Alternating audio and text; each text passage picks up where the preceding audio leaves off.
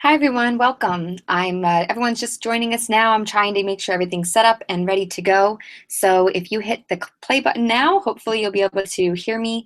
If you can hear me, if you do me a huge favor and just type into the chat box, yes, I can hear you, that would just be fantastic so I know the sound is working and we can get started right at 2:30 Eastern Time.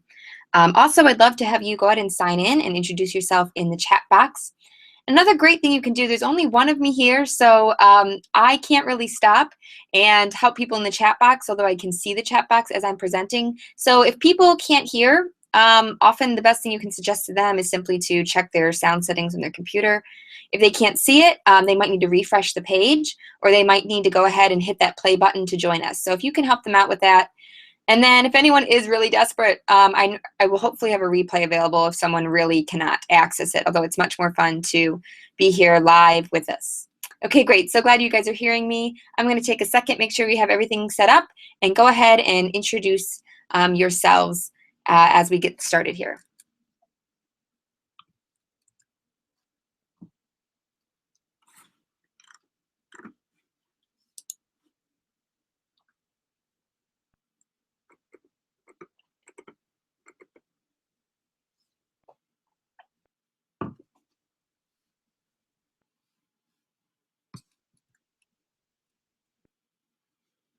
Once again, we're just introducing ourselves, getting ready for the webinar that's going to start in about 5 minutes. We'll start our live training. So I'm curious, how long have you been teaching and what age and subject do you teach? It's awesome to see sometimes the variety, where people are from, how long they've been teaching. So go ahead and do this. Check this out here. I'm going to answer a couple questions in the chat box while you guys do that.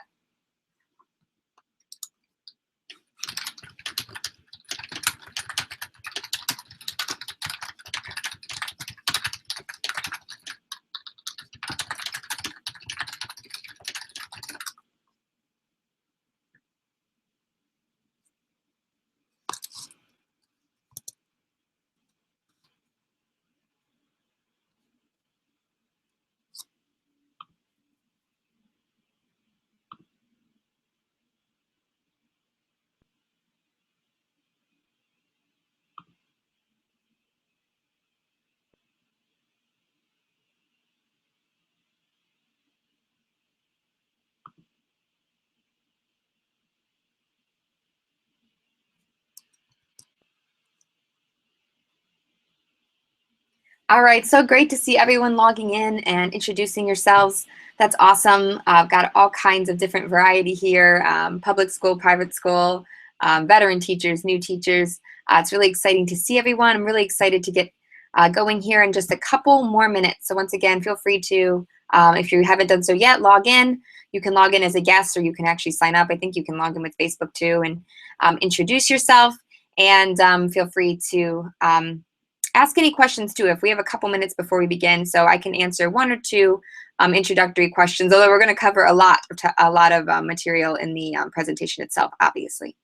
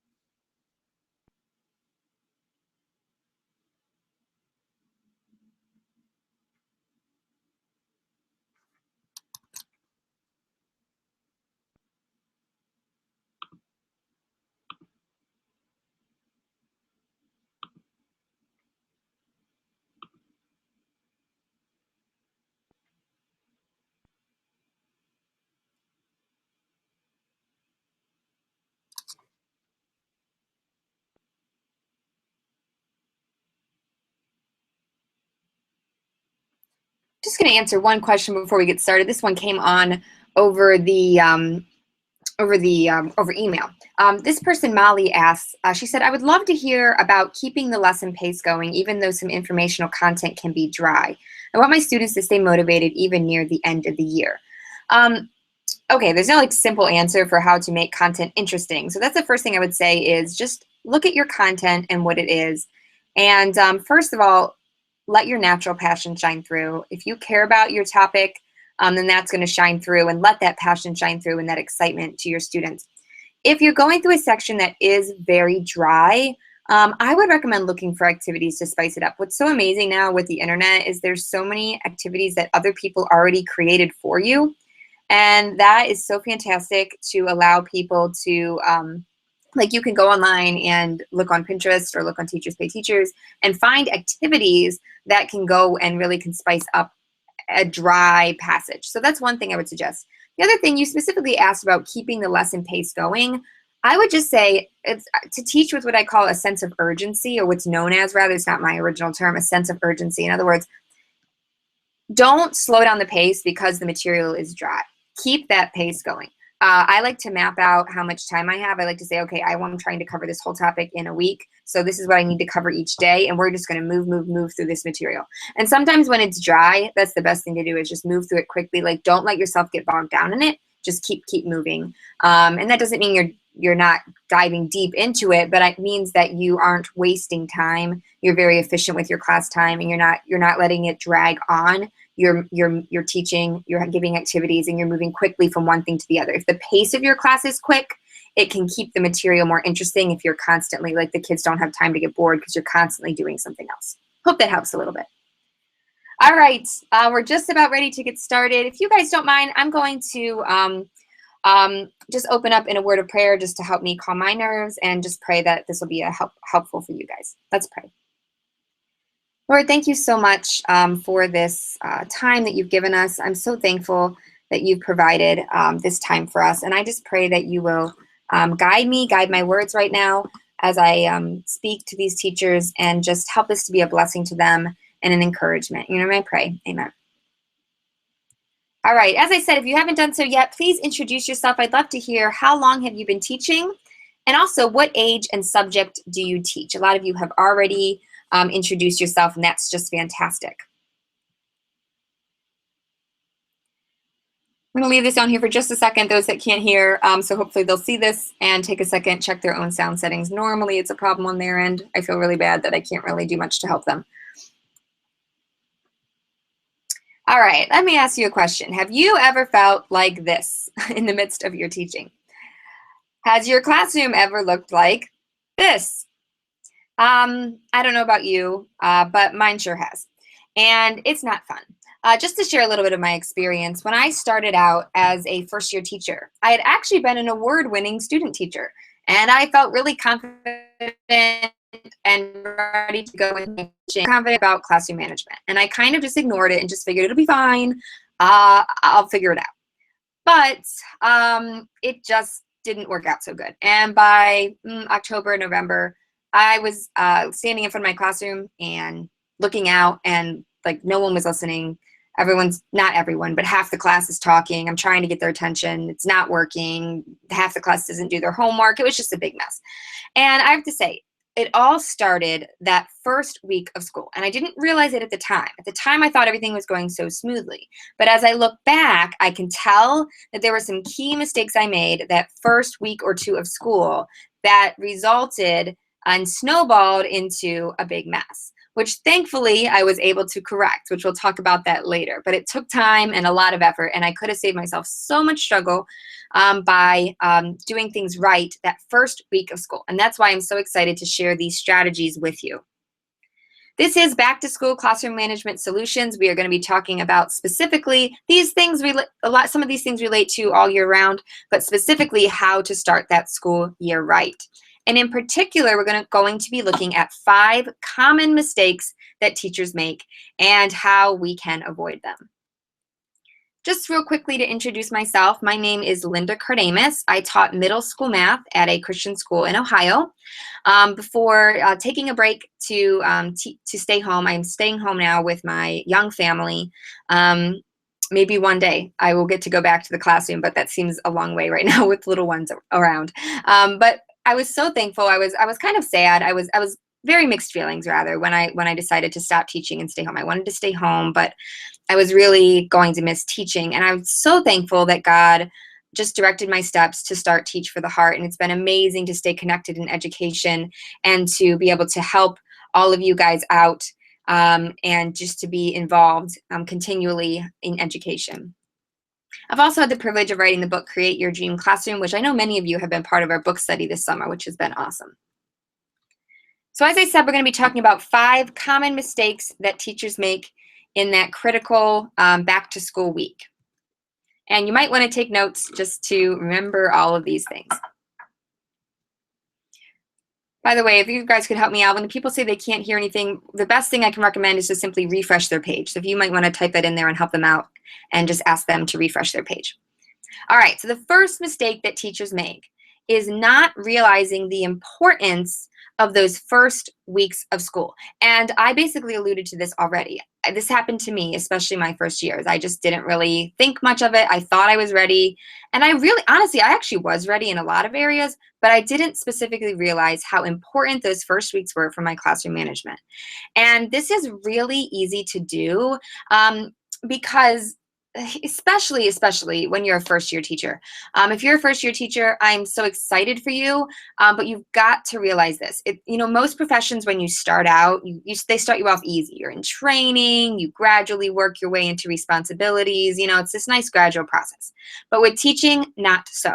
With teaching, you hit the ground running, and what's even worse about it is that you're naturally going to make mistakes, but those mistakes you make during those first couple weeks can really hurt you for the rest of the year. It can take you like a whole year to recover from some of them. So that's why I'm here. I'm wanting to warn you about some key mistakes, and if you can avoid these, it's going to make things a whole lot easier for you. You're going to make mistakes, there's no doubt about it, but if you get a few things right, it can really help. So honestly, the first week of school, believe it or not, can be the difference between this nice calm classroom and this crazy classroom. It really does start that first week of school. And it's not as if you can't fix it, but oh my goodness, it's so much easier to set the tone the first week of school than it is to try to spend the rest of the year fighting that uphill battle. That's really how I describe it. It's an uphill battle once you're a few months into the school year. The first week, it's relatively easy. And why is that? It's because the first week really sets the tone for the entire school year. So if you think about it, think back to when you were in school and you show up. It doesn't matter whether it's elementary, middle school, or even high school. You show up, you've got new teachers, new classes, new classmates. You're kind of trying to figure out your schedule, and you show up in a class, you sit down, and you're thinking, okay, like, what am I supposed to expect from this class? What is this teacher like? How is this class going to go? And you don't know. And that's why that first week of school, students are trying to figure you out. They're figuring your class out.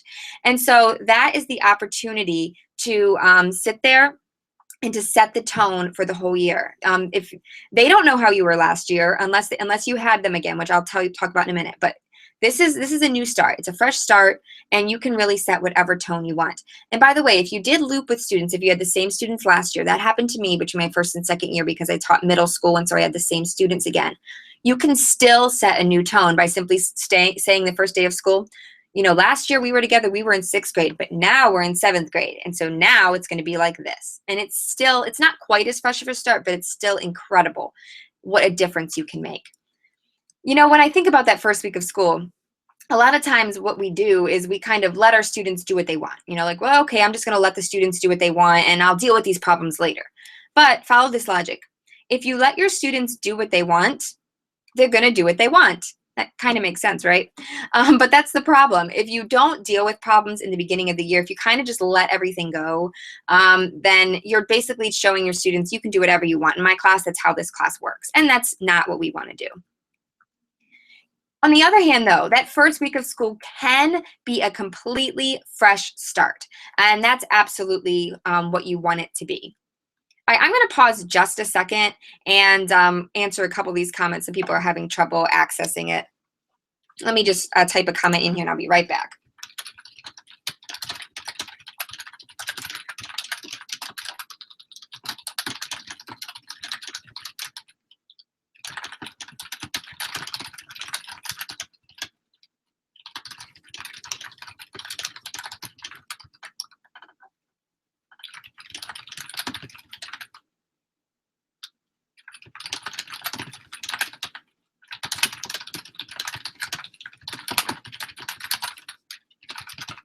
Okay, thank you so much for being patient. Sorry about that. Just wanted to give people some help for those who were stuck. All right, so in this fresh start of the new school year, you can set any expectation that you want within reason. And that's what's so amazing because, like I said, students are showing up, they are trying to figure you out. So any expectation you set during the first week of school is not, unless it truly is unreasonable, the students aren't going to perceive it as unreasonable. They're simply going to perceive it as, this is what we do in this classroom. This is just how it is. Contrast that though, if you kind of have just, if you try to institute something in November or February or April, often you get a lot of pushback because your students are like, wait, this isn't how this class works. I thought I already figured this class out. What are we doing now? So that's why the beginning of the school year is so important, because you really can set any expectation you want because the students are receptive. It's the time to do that. And like I said, you can make big changes from last year. And so that's what I would recommend. Think back, what did not work last year? What things I just did not like? And determine, I'm going to address these first week of school. Things are going to be different. And we're going to talk exactly how to do that. But the first thing you need to do is simply realize, I am going to place great value on the first week of school. I'm going to take it seriously. I'm going to put in the extra effort with the understanding it will pay off the rest of the year. All right, so if you're with us and you're like, yes, I'm going to place value on that first week of school, go ahead and type that in the chat box, yes, or I'm going to value it or something like that. Let me know that you're with me. So first, we're going to value the first week of school. The second mistake that teachers make is that they expect good procedures to simply happen. They either don't, and there's two different forms that this mistake can make. Sometimes teachers don't think through good procedures. What I mean by that is they just think, okay, at 8 o'clock, we'll take a restroom break. Or in middle school, when it's time to pass in papers, we'll just pass in the papers. And that's as far as they think. But they fail to realize that's not enough of a procedure. You have to think through each aspect. How will the kids line up? Where will you go to the restroom? Where will we stop? How will I instruct them? When we pass in papers, who's passing them in first? Even all the way up to senior level, 11th and 12th graders in high school. You've got to think through these things. How is this procedure going to work? The other problem is that often teachers will simply tell the procedure, but not actually teach the procedure. And honestly, I don't care whether you teach kindergarten all the way up through 12th grade. If you simply tell them the procedure, the older your students are, maybe you can kind of get away with that, but it won't work that well. They won't consistently follow it unless you teach it to them diligently. So let's talk exactly about how you can do that. So to avoid this mistake, the first thing we need to do is carefully think of good procedures for each area of your classroom. Now, if you're a veteran teacher, you've probably already thought of a whole lot of procedures. So my recommendation for you is just think back on last year and think, which procedures did not work well?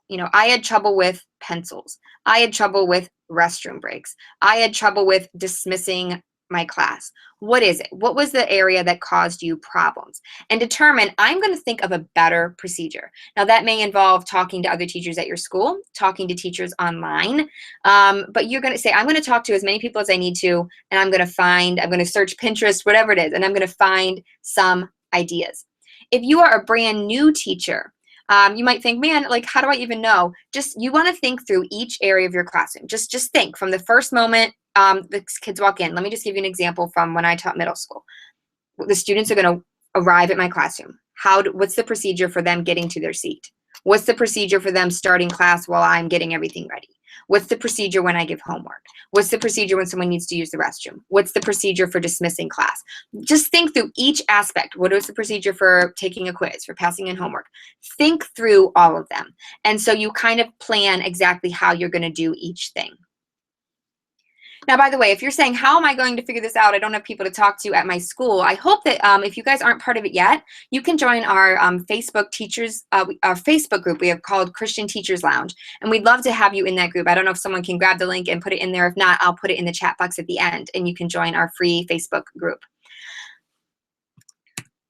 All right, so let's talk about actually teaching procedures. How do you actually teach a procedure? Well, the first thing I want to say is please, please, please do not try to teach every one of your procedures the first hour of school or in middle school, the first day of school.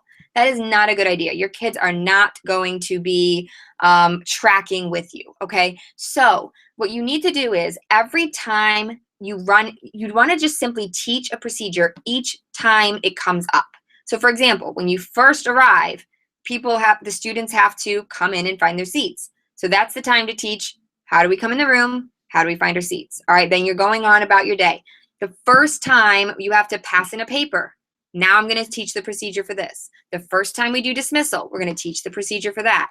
The first time someone needs to use the restroom, we'll teach the procedure for that. You don't have to teach everything right away or your students are going to be so bored and they're not going to be able to focus and they're not going to be able to remember everything. So simply teach each new procedure as it comes up.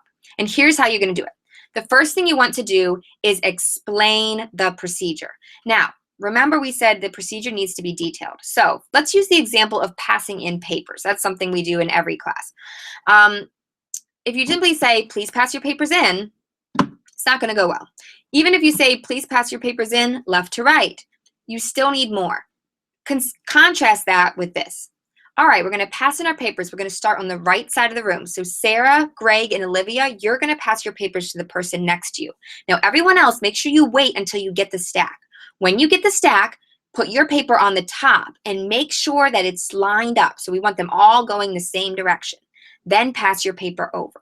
When it gets to the end of the row, George is going to pass them back to Blake. Blake, you're going to pass them back to Riley. And Riley, I want you to paper clip them and put them on my desk. The paper clips are right back there. All right, did you see how I explained that step by step? That's the kind of level of detail you want. And you might need to go a lot slower than I did. I was just giving you an example, but you want to really explain it step by step. Modeling needs to be part of this. It could be part of explaining, or it can be part of this. Step 2 is to actually practice the procedure. So this is where I said you're not just talking about procedures all at once. You're actually practicing it because it's time to do it. So you're going to say, okay, now we're going to actually pass in our papers. Let's start over here. Pass yours in, and you're re-explaining it as the students practice. Now, if you do these two, you're on your way, but you haven't really found the magic of teaching procedures yet. The magic comes in steps 2, 3, and 4. Step 3 is to correct anything that went wrong. So in other words, let's say the whole class passed in their papers, but Riley forgot to wait for the stack. She was passing hers in before she waited for the stack, and George, his paper was upside down. Then you say that. Great job, guys, passing in your papers. A few things we need to work on. Don't forget, George, I noticed you forgot to turn your paper upside right. I know it's a lot to remember, but don't forget to turn it the right way. And, Riley, you got to wait for the whole stack. Otherwise, it gets way too confusing. Did you notice how I didn't make them feel stupid? I acknowledged that they're learning a million procedures, especially in middle school, high school. They have a bunch of different classes. There's a lot to remember. So I didn't make them feel stupid, but I did correct what they need to do differently. Okay, and here's the magic, and you're going to bristle, and you're going to think, I don't want to do this, but if you do, oh, it will pay you dividends all year.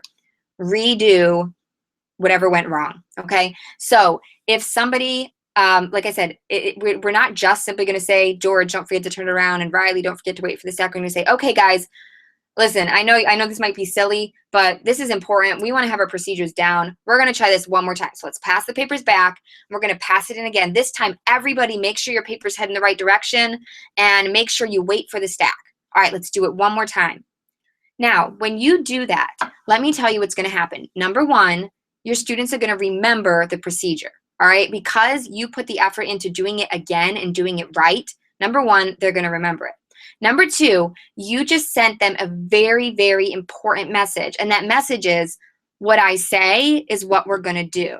What I say has importance. Now, you're not being rude about it at all. You're not being mean about it. But you're just simply saying, when I say we're going to do something this way, that's how we're going to do it. And it's a very intangible message, but it rings loud and clear. It tells your students, okay, we have to toe the line in this classroom. It's not even a matter of them being in trouble or anything. Once again, you're not upset at anyone. No one's in trouble. You're not mad at anybody, but it's simply, we're going to do things right in this classroom. And that really speaks volumes beyond just even teaching procedures. It really just says a lot to your students. So first, we're going to value the first week of school. Second, we're going to teach our procedures. Let me pause for just a second before we get to mistake number 3 and answer a couple questions if you guys have any. One person asked, do you keep doing it until it is done correctly? I would say within reason, yes. And considering the age of your students, yes. Okay, so passing in papers, yeah, I would do that 2 or 3 times, even with like upper level students, just because here's the thing, upper level students, they know. If they're not doing it, they're just not paying attention. So that's showing them, no, I'm serious. We're going to do it this way, and I want you to remember it. Lower level students might need to practice 2 or 3 times to get it right.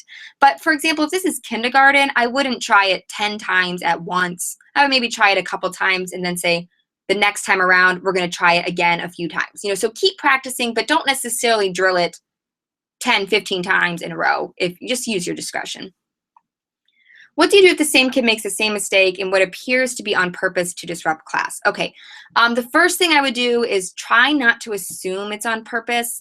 Definitely, if you corrected him by name and he does it again, I don't know, you got to use your discretion, but I would say the first day, try to give grace. But if you really suspect that it's not, I would just kind of walk over to him and very quietly just say, so-and-so, you need to do this. Is there a problem? And you can even ask that, is there a problem here? I noticed you didn't do this again. Is there a problem? And maybe he'll say, yeah, you don't understand or whatever. Or, hopefully that'll kind of nip that in the bud. If it happens again, then maybe pull him aside. And I don't know, you got to really use your discretion. But I find that's a really helpful phrase to use. Is this a problem? And then it gives him a chance, if it is a problem, to say it. And if not, that was just a very kind way of saying, I see what you're doing and I don't want you to do it anymore. If it's a real problem and they are being belligerent and it's clear they're being belligerent, then I would deal with that outside of I would deal with that kind of firmly if they're really testing you the first day. That would be surprising though. That would normally doesn't happen on day 1. That's normally day 2 or 3. All right, let me see if there's anything else. Any suggestions for those students who are not ready to turn it in and can hold up the line? You don't want them to turn it in unfinished, but give them a few minutes. Okay, I normally want, by the time I'm passing in stuff, I want everyone to pass it in. But I would just, once again, if you want to give people more time, then you need to have a procedure for that. The procedure might be, if you're not finished, just simply pass the stack to the person next to you. Keep your paper, put it in your folder, and when you're done, you put it here. You just need a procedure. So just think through a procedure and have that. All right, one last question here, and then if you have one I didn't answer yet, remember it. I'm going to take more questions at the end of the live training. Claudia asked, what do you think is the best way to turn in papers? Honestly, someone told me this during my student teaching, and it was great advice. Don't have people pass papers forward. If they pass forward, they can't see the papers, and the person behind them has to whack them on the head or on the shoulder, or you can't see them coming. So I always have my students pass papers either left to right, right to left, sideways, or backwards. So that's just one little tip. And then I always have the students collect them, paper clip them, and put them in a bin for me, so I don't have to deal with that. All right, let's keep going. Mistake number 3 is letting the little things go. All right, this can be a little bit of controversial advice because you've probably heard, don't sweat the small stuff. Here's what I think. In November, in January, in March especially, don't sweat the small stuff. But in August or September, on the first week of school, please sweat the small stuff. This is the time to sweat the small stuff because you're setting expectations and you're setting up your classroom, and kind of you're basically going to tell your students one of 2 things. You're either going to tell your students, I mean what I say, and we're going to do it that way, like we're going to have a orderly classroom, or you're telling your students, I'm going to tell you to do stuff, but it doesn't really matter if you do it because, you don't really have to listen. That's what you're going to be telling them, either intangibly, by how you deal with all the little things that happen in your classroom. This was honestly my hugest mistake. What happened to me was that 2 things. Number 1, I was nervous to deal with problems. I just kind of had like an anxiety about saying anything like controversial to a student. The first time I had to give it attention, I literally had to call my husband and have him give me a pep talk. It was ridiculous. So that was one problem. The other problem I had was that I didn't know what to do. So in other words, for some reason I was thinking, if I see someone with their head down or someone talking, like I have to give them a detention or something. And I feel like that's too harsh. So because I don't really want to give them a detention, I just won't do anything, I guess, and just hopefully they'll stop. Like maybe I'll just give them a look. Maybe that'll work. And so I ended up not doing anything, and it just simply did not work. It was not a good idea. Because here's why. I was just thinking little problems aren't a big deal. You know, a little bit of talking, not a big deal. A little bit of heads on the desk, not a big deal. A kid leaning back in his chair, not a big deal. But I wish this weren't the case, but it's human nature. Little problems don't stay little. They just don't. Little problems grow into medium problems, which go into big problems. And what happens is, this is what happened to me. If you don't deal with little problems the first week or two of school, by the third and fourth week, you've got a lot of little problems. And then by the sixth week, you've got some medium-sized problems, and by now you haven't dealt with any of the little problems, so these just seem like, well, how am I going to suddenly deal with these? And so they grow into big problems, and now you have like literally 20 kids doing something they shouldn't at the same time, and where do I even start to address this problem? All right, and that's what you don't want to have happen. So here's what I learned to deal with problems while they are small. And when I did this year two, the first week of school, I couldn't believe the difference it made. Now here's the thing. Deal with. This is what this was the revelation to me. Deal with does not mean give a detention, give consequences, take time off recess. Deal with simply means correct it. That's it. It's really simple. So if someone is leaning back in their chair, you simply say, "Oh, Clayton, you need to sit up, please." That's it. And you wait until he does it. If someone comes running into the classroom and you're supposed to walk into the classroom, they come charging in. You say, "Oh, wait a second, George. Can you go back out and walk in quietly? We walk into the classroom. We don't run." And did you notice I made them redo it? I don't care what age they are, kindergarten through 12. You make them redo it, that cements in their mind. You're not being rude. They're not in trouble. But once again, you're just insisting the way we're going to do stuff is the way we're going to do stuff. We're going to take pride in even these details. And if you do that the first couple weeks of school, if you simply address these small problems, you'll be amazed how many fewer big problems you have. The problems will stay much smaller. I'm not saying you won't have any big problems. Of course, you'll still have some. But you'll be amazed how the lower level that they stay at. Because like I said, not only are you dealing with them and keeping them from growing big, but you're sending that intangible message to your students that we mean what we say, this class is orderly, this class, I'm on top of things, and we're going to spend our time learning, not off task. And so that is really, really helpful. Mistake number 4 is worrying about being liked. Now listen, we all love to be liked. Who doesn't want our students to like them? But the question is, are you worried about that? Are you focused on that? Here's some key differentiations I want you to make. Here's the thing. I know a lot of teachers, especially this can be really temptation when you're younger or when your students are close to your age, but it can also be a temptation no matter how long you've been teaching, that you're thinking, well, I want my students to be able to come to me. Like, I want to have that great rapport with them. I want them to be able to come with me. I want to be able to help them out. And listen, that is good. Like, you should be thinking that. But the temptation is thinking, because I want my students to come to me and feel comfortable with me, like, I need to be their friend, right? Like, they should view me as a friend. But no, that's the wrong way. Instead of trying to be their friend, you want to be their mentor. Do you see the difference there? A friend is on the same level. A friend is trying to get them to like you. A mentor says, I'm up here. Come up here with me. I want to help you. I want to pull you up. But you're not on the same level. Okay, and you guys understand, I'm not saying level like they're somehow less important, but you're just on a different position. You're the teacher, they're the student. And so you keep that positional difference, but you're available. You do develop that rapport, but you develop the rapport as a mentor, not as a friend. Another distinction is that you don't want to try to start the year with something super fun. Okay, this is, once again, is not the same advice you'll hear from everybody else, but I really believe this. If you've been struggling with classroom management, listen, if you got classroom management down and you know what you're doing, you can probably get away with a fun activity the first day of school. But I do not recommend it if you're a first-year teacher or you've been struggling. I don't recommend a crazy activity. Now listen, school should be fun because you should make learning fun, okay? You should be your passion should be infectious. What you do should be exciting. But what I'm saying is the first day of school, if you've been having trouble with classroom management, is not the best time to do an intricate, crazy activity where students are running around the room and getting activities and coming back and it's like chaos.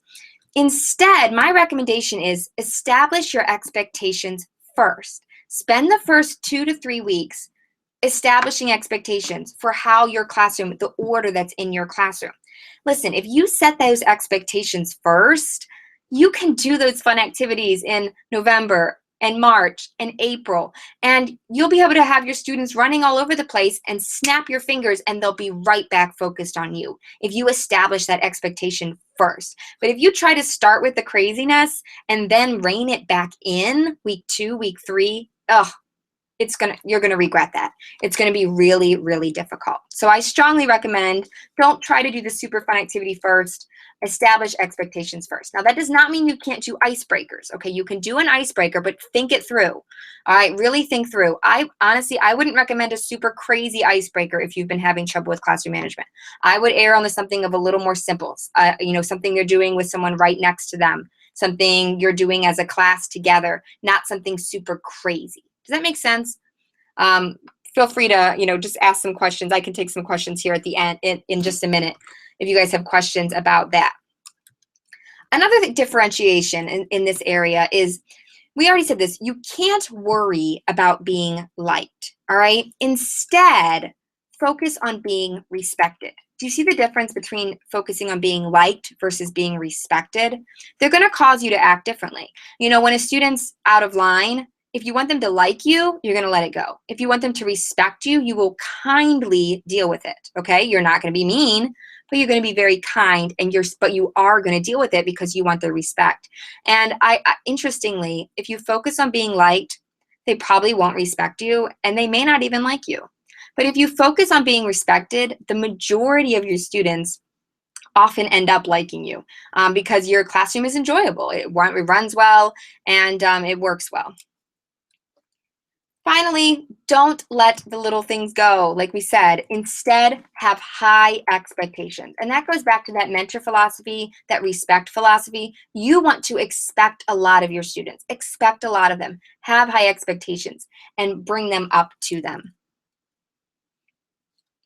So to avoid mistake number 4, you want to be both kind and firm. That means, I said this so quickly because I say this so often, but this can really be a revelation if you haven't thought about this before. Some teachers have this thought, I'm just nice. I don't like to be strict. I want to be nice. And other teachers have this thought on the opposite end of the spectrum, I'm going to be strict, so I don't need to worry about being nice. The best teachers are both kind and firm at the same time. So you should be nice. You should be personable. You should be understanding and fun to be around. But at the same exact time, you have high expectations. You deal with issues kindly, but firmly, and you're not a pushover. These two actually synthesize amazingly together. And when you have both of these characteristics in your teaching and your discipline, you are going to gain your students' respect. All right, real quick before we go into mistake number 5, I'm going to take just a couple questions. I see, let me see here. Yeah, someone's saying that they like to have some fun activities the first day of school. Just to clarify, when I say don't do something fun, I don't mean, I guess don't take that too literally. I don't mean don't do anything fun. The first day of school should be fun. But I guess I just mean don't do anything too crazy. I don't think that's the best time to do something super unstructured. Like I would not have an activity where my students are running around the room or something like that. I would often do like a simple icebreaker where I just kind of ask them questions about themselves, or you could do a writing activity where they write about their summer and you share them with the class. Like those should be fun, but they're like structured fun. That's what I mean. I guess maybe I should use the word unstructured, if that helps at all. Oh, real quickly before I move on, pencils. Pencils can be the biggest problem. And I struggle with this forever. So I've heard that the Winning the Pencils War product is really great. I've heard a lot of great things about that. I also heard someone give a great idea about pencils, and I actually wrote about it. I'm going to kind of send the link to the article right here in the chat box. But basically, the idea is to simply use those golf pencils. Those are those little pencils that you get that you use for like mini golf. They're like half half of the size of a pencil, and they don't have an eraser. And they're so cheap. You can buy like a box of 100 or even more on Amazon for like $8. And so it's no big deal. If students lose them or don't give them back, it's not a problem. They're really meant for just one-time use. But here's the kicker. Students don't like using them. So if they don't have a pencil, you have a solution for them. You give them a pencil, but it motivates them to bring their own. So I loved that idea. I thought it was fantastic. All right, hold on to your rest of your questions. We will answer them at the end. Let's get into mistake number 5. Mistake number 5 is not being fully prepared. Now, there's a lot of ideas. There's a lot of ways that you need to be prepared. You need to have your lesson plans ready. You need to know what you're teaching. You need to have your room set up, not necessarily decorated to the tilt, but just set up functionally. But we're going to talk particularly right now about being prepared for classroom issues and classroom management. Let me ask you this. Do you know what you're going to do when a student is talking out of turn? Do you know what you're going to do when a student just stands up and walks out of your room? Do you know what you're going to do when a student interrupts you? You need to know what you're going to do in each one of these situations. So if you're a veteran teacher, you just need to simply think through, what things did I struggle with last year? What things did I kind of floored me and I was like, I don't know what to say? If you're a new teacher, just think through some common problems and maybe ask a veteran, what are some common things that happen in my grade that I need to know and be ready for? Here's the thing, and this is what happened to me, okay? If you don't have a plan for how to deal with even the most common, simple problems, you're not going to have any confidence. And because you have no confidence that you know what to say, you're probably not going to do anything. You're just going to let stuff go. This is exactly what happened to me. And that equals disaster, okay? I don't know how many of you guys ever experienced this? I don't know if you've experienced this, but I surely have, and it was not good. So what you need to do, we'll get to that in a second. I would just say my professors tried to warn me. I remember my professors in college recommending, you need to sit down and write down how you're going to deal, your discipline plan for each problem. If the student does this, this is what you're going to do. If they do this, this is what you're going to do. And I don't know what happened. I don't know if I just forgot to do it, if I don't thought I was ready to go, or maybe subconsciously I just knew I don't know what to put on that list, so I'm just not going to do it. But that should have been a big red flag. But regardless, I didn't do this. And so what happened was exactly what happened. I had no plan. And so when something came up, I didn't know what to do. And so I did nothing. And so the problems compounded. So to avoid this mistake, it's very simple, but not easy. You need to have a plan for everything. Now, it doesn't mean literally everything. You cannot have a plan for everything. Things are always going to surprise you. You ask any teacher and they have some stories of some things that they just would not have expected. But for the most part, you can have a plan for most common problems that you will face. Now, I strongly recommend that you write out your plan. It will be super helpful for you if you actually write it out. That's really going to build your confidence, especially if you're a younger teacher and you don't have experience. If you're a veteran, maybe you only need to tweak your plan. But if you're newer, I strongly recommend writing it out. That's really going to build your confidence. Now let's talk about a few specific instances and give a few examples of what your plan could be. One of the most common problems is simply chatter and blurting. It's that age-old problem in school, right? So let's talk about a few different ideas of what you can do. One option is to use an official warning system. Now, this would be something like a classroom behavior chart in elementary, or in middle school or high school, it could look like writing someone's name on the board, using Class Dojo, or you can even do something as simple to give a warning as putting a sticky note on their desk. Let me explain how the system works, and then I'm going to kind of explain to you why I think it can be a good idea and when I think it's a bad idea. So let me explain it first. So basically what happens if a student's talking or blurting something out in the middle of class, you give them a warning.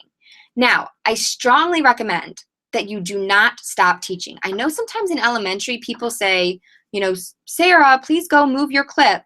I would not do that. You can do what you want, but my recommendation is the goal is to not stop the flow of class. So what I did in middle school was I just walked over and wrote their name on the board without stopping teaching. So you can move a clip without stopping teaching. You can put if you want to, if you don't want it to be public, you can take a Post-it note and put it on someone's desk. You can give a class dojo point. You can do all of this without stopping teaching. You're just keeping going. Now here's the thing. Under my system or my recommendation, a warning is just that. It's a warning. There's no consequences to the first or maybe even the second warning. It's simply a reminder, and the goal is to teach the students to self-correct. It's basically an antidote to the problem of standing in front of your class and going, stop talking, please stop talking, please stop talking. I said stop talking. And you're getting more and more frustrated. What happens is when you simply tell the whole class to stop talking, often the biggest offenders just blow you off. So when you actually give a personalized warning in one of these ways, it helps people see, oh, wait, I was talking. Okay, I need to stop.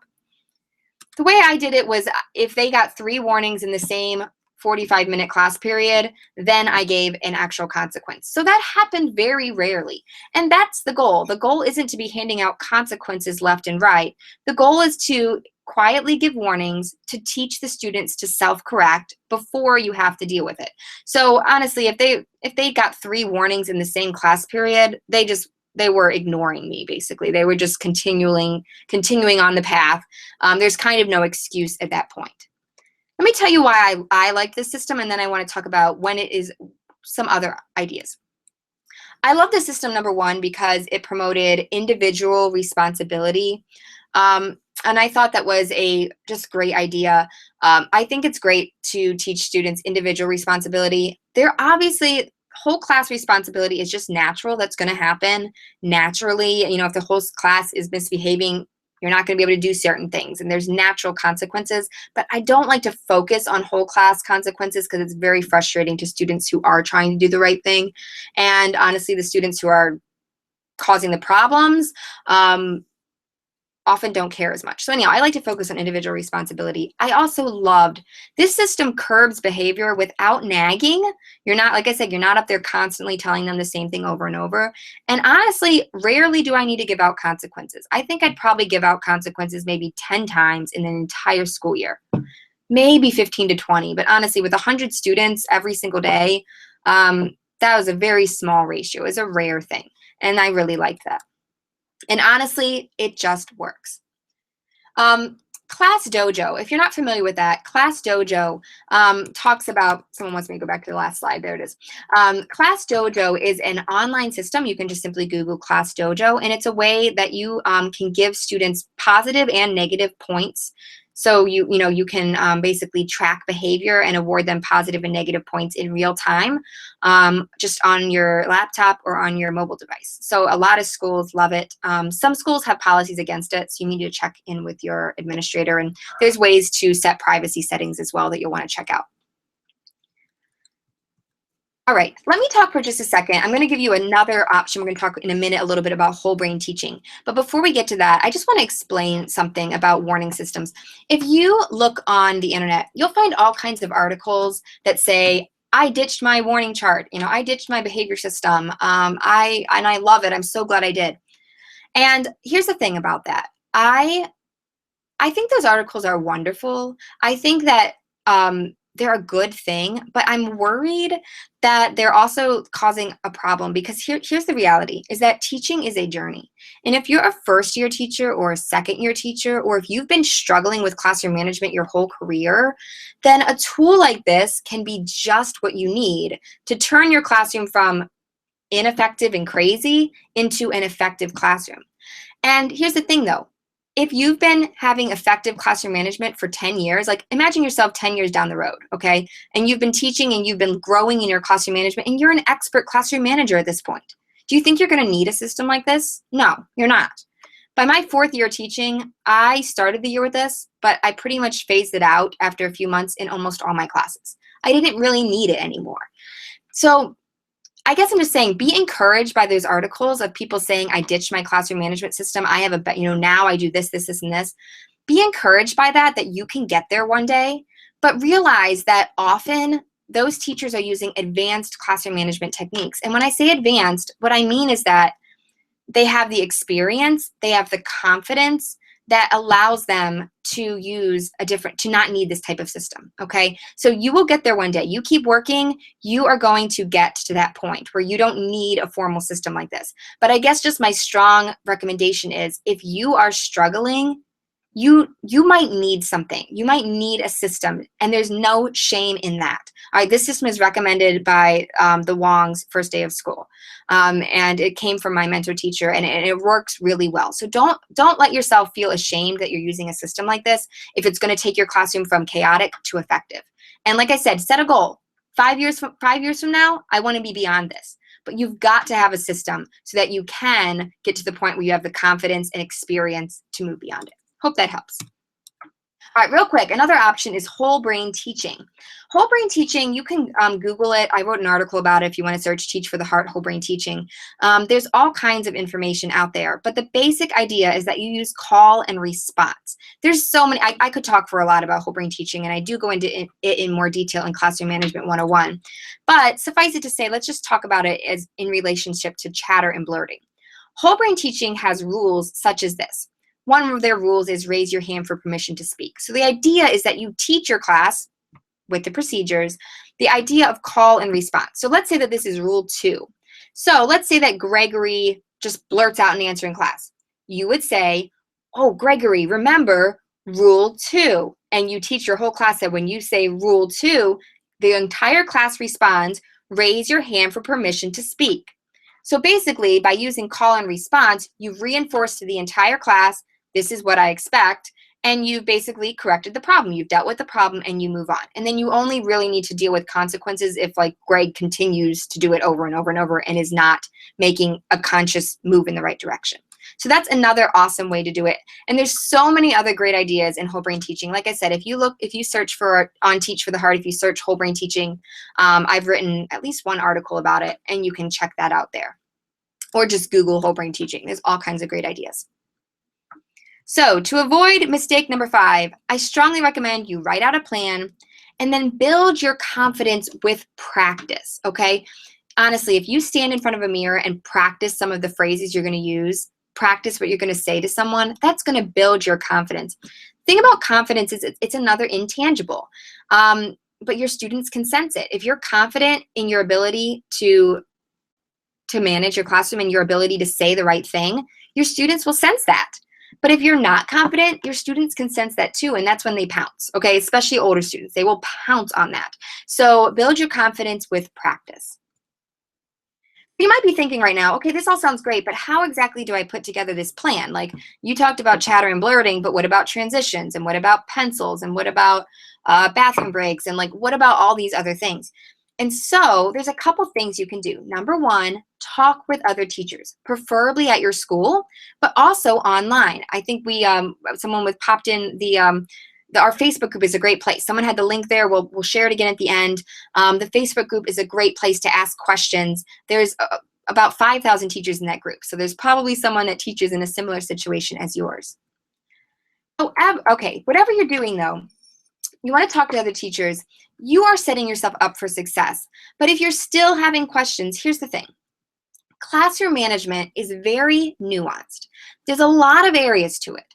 There's dealing with problems. There's the confidence factor. There's preventing problems. There's building. We didn't even get to talk about building rapport. We didn't get to talk about motivating students. There's so many nuances to classroom management. And the problem is that sometimes if you're missing one of those key elements, it can kind of throw everything off. So I don't want to discourage you. If you are following these things in this live training, you are going to be steps ahead of where you would have been.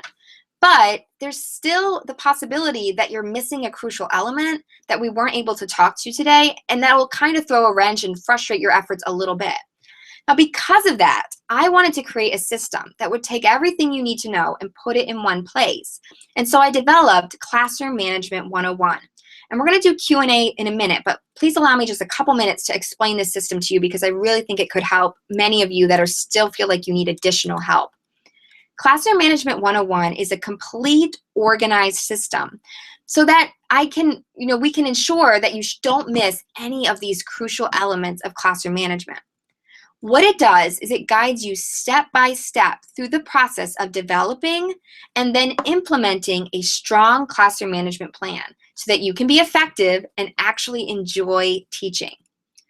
Let me quickly tell you what the different modules are. Module 1 talks about developing the right mindset, about getting rid of excuses and focusing on what matters. Module 2, I forgot to change this typo again, I'm sorry. Module 2 is about preparing your plan. So here's where we talk in detail about what procedures, about expectations, about how to deal with specific problems. Module 3, another thing we talked a little bit about, but there's so much more to it, is about preventing problems. There's so many things you can do to prevent problems from even happening, and you can probably cut out about 90% of your problems if you are good at preventing them. Module 4, no matter how good you are at preventing, things will still come up. So we talk about how to address problems that arise. We talk about general principles, and then we also talk about specifics like class clowns. We go into more detail about the blurting problem. We talk about intentionally defiant students and all kinds of stuff like that. Module 5 is all about inspiring and motivating your students to learn. And oh man, you could write a whole course just on that, but we definitely dive into that a little bit and talk about some specific strategies.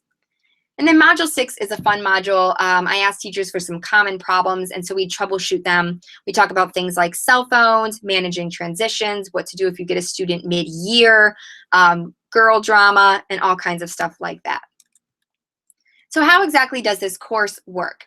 Well, there's video lessons that guide you through each strategy. And each video is only 5 to 10 minutes long, so you don't have to commit to sit down for an hour. You can just listen or watch one, here and there as you have time while you're collating tests and decorating your room. You can watch the videos. You're able to watch at your own pace. You have indefinite access. Your access does not expire. So if you want to start it now and finish it later, you absolutely can do that.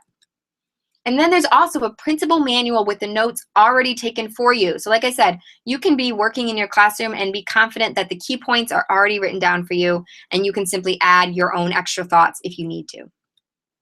So who exactly is this for? Well, it's for all teachers grades K through 12. So pre-K would probably still benefit from it, but I don't know that pre-K is just its own animal, but I would recommend this for K through 12. It's very much focused on general principles and then giving you tips to apply it in your situation. It's fantastic for new teachers. I've had so many people say, I wish I had this before my first year of school. And honestly, I developed this after I had a friend of mine who was starting out as a new teacher, and she didn't have a lot of teacher training, and she came to me and said, what do I do? And these are a lot of the same things I shared with her. And I was just with her the other day, and she said, thank you, that was so helpful. So it's great for new teachers. If you've been struggling, I don't care if you've been teaching for 20 years, if you're still struggling with controlling your class, this course will help you figure it out. And then, of course, anyone that just wants to learn some new ideas and make sure they're not missing something. Real quickly, a few bonuses. It comes with a pre-course evaluation, which basically helps you analyze where are my weaknesses and that I really need to focus on. An easy reminder system. Have you ever taken a course or read a book and you think, oh, this is so great, but then you kind of forget to implement the stuff? Well, I'm going to give you an easy reminder system that helps you actually remember and put in practice the things you've learned.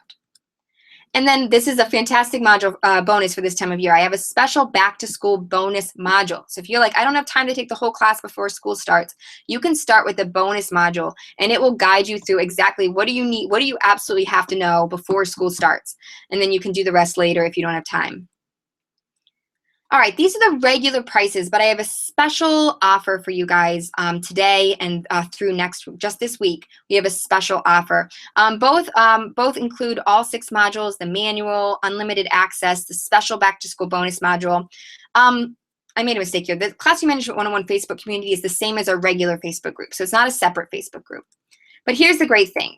The individual access is normally $147, but I'm offering a special price.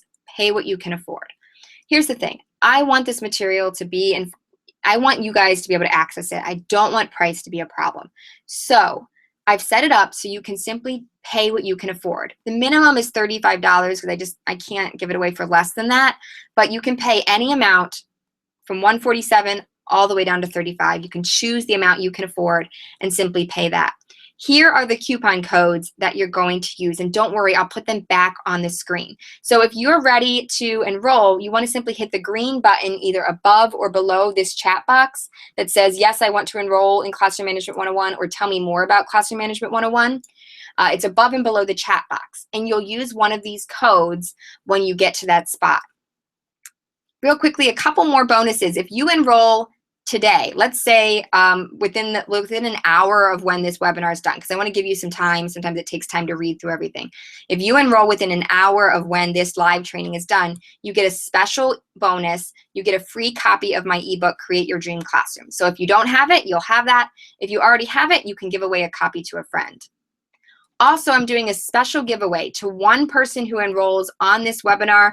I did this on Monday, and Beth won this. I'm going to give away a free half-hour coaching session to one person that enrolls either during the live training or within the 1 hour afterwards, giving away a free half-hour coaching session with me. And as always, I guarantee your satisfaction. If you're like, oh, this sounds really good, but what if it's not as helpful? Like, what if I don't like it? What if it's not really what I thought it was? You can try it out, and if you don't like it, as long as you tell me within the first 30 days, if you tell me within the first 30 days, say, this wasn't what I thought it would be, I will happily refund your entire purchase, so don't even worry about it. So once again, these are the codes you need, and let me show you real quick, because sometimes what happens, you got to make sure that you actually hit redeem coupon. Let me show you. When you go over there, when you click the green buttons, you're going to click enroll now, and you're going to fill in all of your information. You're going to get to a screen that looks just like this, and you're going to need to type in the code right here, and you're going to have to hit redeem coupon. If you don't hit redeem coupon, it won't apply it, and you'll be charged the full amount, and then you'll have to email me, and I'll have to refund it. So please hit redeem coupon, and you should actually see it come off. See how this should come off, and you should actually see the new price. So make sure you see that. All right, that was a lot of talking from me. I would love to take questions from you. Before we get into questions, though, just real quick, if you want the certificate for attending, it's at teachfortheheart.com/certificate. I will put this screen back up so you can get that URL, but for now, I want to show these coupon codes so anyone that's trying to enroll can see those coupon codes. And I'm going to answer a few questions while you guys are going through that. So let me hold on just 1 second here. Welcome, Elena. Glad to have you in Classroom Management 101. That's awesome. All right, let me see what questions you guys have for me as we're giving you guys time to enroll. All right, great question here. How important is it to discuss your classroom management system with other teachers at the same school so there is consistency as they transition from one class to another? This is especially, I'm thinking, for middle school and high school, but also can be applicable for elementary. I would say if you can do that, please do. The more consistent things can be for kids, the better. But if it's not working, if the other teachers are on a different page or if they don't want to collaborate with you, don't let that discourage you. Even if your students are in middle school or high school and they see multiple teachers, you can still have a great system within your classroom. So I would say yes, if you're at all able to, do that. It will make things so much easier, but don't feel like you have to. All right, we got people signing up here and going through the process. If you run into any trouble, just let me know. Pop a question in here. If you guys are having trouble seeing these coupon codes, basically they're just the word afford and then the amount you're paying. So if you want to pay 100, it would be afford 100. If you can pay 80, it would be afford 80. If you can afford 35, it would be afford 35. So that's what the coupon codes are. And once again, here's where to get the certificate. Someone asked, how many times should I address the talkative student? I mean, if he or she keeps talking. It's going to depend on the situation. That's what I was saying. How many times should I address the talkative student? I mean, that's in my system. If I have to give you a third warning, now we're dealing with a consequence. Or I'm at least pulling that student aside and saying, what's going on here? We seem to keep having problems. So I don't know, if it's like repetitively a problem, I would either pull him aside and talk to them, or I would go ahead and use a consequence, depending on the system I had planned. Someone asked, if you ask Greg, what is rule number 2? Isn't that stopping the lesson and stopping the flow of teaching? Yes, it is. That's a different system. So under the warning system, I recommend not stopping the flow of teaching. Under whole brain, because you're dealing with it individually, under whole brain teaching, it's all about call and response. So your students will be very used to that call and response. And, but yes, that is interrupting. So that's kind of a negative, but whole brain teaching has a lot of positives. So that's just a separate option, 2 different options. Once again, someone's saying they're having trouble seeing the coupon code. So once again, a Ford 50, a Ford 45, a Ford 40, a Ford 35. It's just in increments of 5 each amount, a Ford and then the amount you can pay. Will this course be offered again? I'm not sure what you're referring to. This exact training, I only do this training, this particular training, like once a year. I did it on Monday and I'm doing it today. So this is, I think, the last live session. I'm planning to have a replay available for a few more days. So I will have the replay available.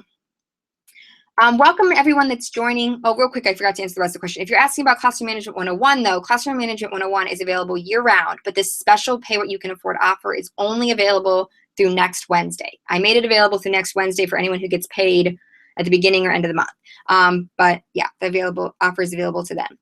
Welcome, Adam, for joining. Thank you for joining us. Kendall, welcome to Classroom Management 101. Let's see who else. Lots of people going through the process right now. Lisa, welcome.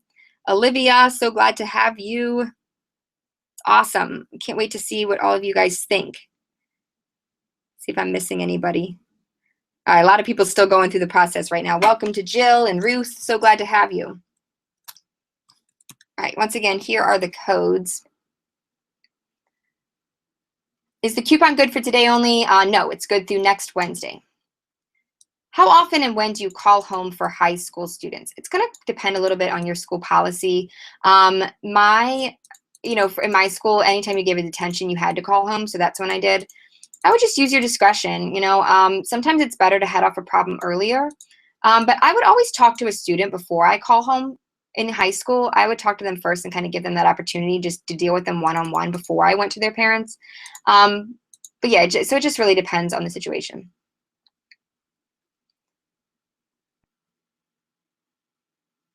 Do I let students help create the classroom rules at the beginning of the year?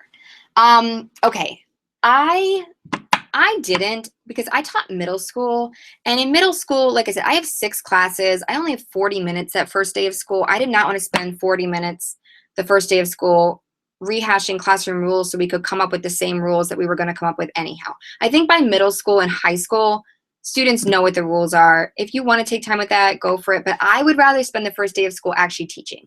I try to get through as many procedures that I need to and actually teach something day one. And with a 40-minute class, that takes a lot of work.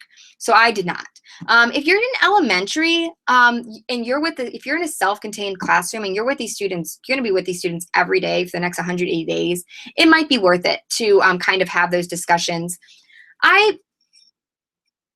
I'm always questioning, really, should the students be the ones making I don't know, you really need to guide them if you're making the rules. Like make sure you're guiding them, that you're guiding that discussion. I don't know if I'd try that if I were a first-year teacher. That just might be too much. But if you feel up to it, it could, I've heard a lot of teachers say that's really helpful. Is there a time limit or schedule for Classroom Management 101? No, absolutely not. You have unlimited access. I would say lifetime access, but I mean, who knows? I don't know where I'm going to be in 10 years, so I don't want to promise it's going to be around in 10 years. But you have indefinite access. So no, there's no limit to when you can watch it. You can watch it all. You can watch the entire thing tomorrow. That would take up most of your day, but you could, or you can stretch it out over the next 3 years. It's up to you. Are all the modules available on day one, or are they released sequentially? No, they're all available on day one. So you have everything that you need right in the beginning. Let's welcome some new members. Welcome to Susan, Kathleen, welcome to Molly and Marla. So glad to have you, Rebecca and Jenny. So exciting. I think we already welcomed Alana. All right, awesome. And a lot of you guys still going through the process. So let me know if you run into any trouble. Okay, once again, the certificate is at teachfortheheart.com/certificate. I'm sorry, I had someone tell me that the certificate is small. I don't know why that happened. I'm really sorry. So yeah, I guess the best thing I can do is recommend is just enlarge it. I'm sorry. If you really have trouble, send me an email. I can try to help you. So if you sign up now, can you access it year-round? Absolutely. Yep, you have full access on day one, and you have continued access year-round. Yes, absolutely. All right, thank you guys so much for being here. We're past an hour and I don't want to hold you much longer, so I'm going to go ahead and close it here. Thank you so much. I'm so honored about to be able to have you guys here. It was great to be able to chat with you. So thank you so much. I really appreciate it. I'm going to stay in the chat box for a little bit if you guys have any questions or running into any trouble. And also, I'm available by email at linda@teachfortheheart.com. So if you run into trouble, if something went wrong, send me an email to linda@teachfortheheart.com.